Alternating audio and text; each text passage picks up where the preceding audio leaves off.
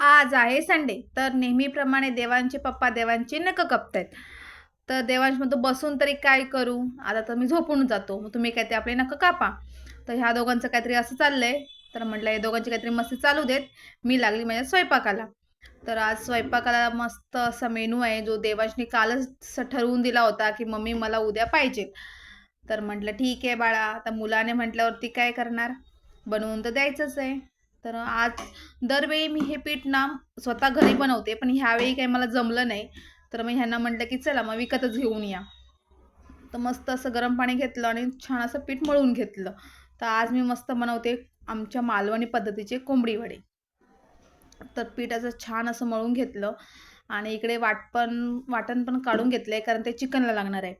तर मस्त असं गरम-गरम असे वडे बनवते आणि तिकडे एका साईडला चिकन शिजते. मस्त असं तर्रीवाला रस्सा बनवलाय आणि इकडे छान असे वडे बनवलेत.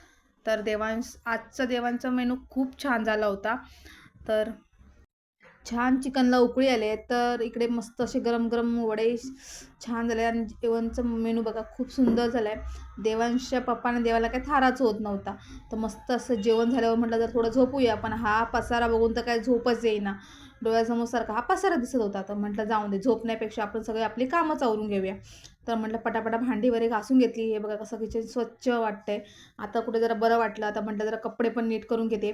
तर पटापटा सगळे कपडे घडी मारून घेतले आणि जे धुतले होते कपडे ते वाळत घालून घेतले. तर सगळं म्हटलं तर कामं तर आवरून झालेत. तर झाले होते संध्याकाळचे 5:30. आता म्हटलं कुठे झोपणार? तर म्हटलं चला आता आज जाऊन येऊया, फिरून येऊया कुठूनतरी.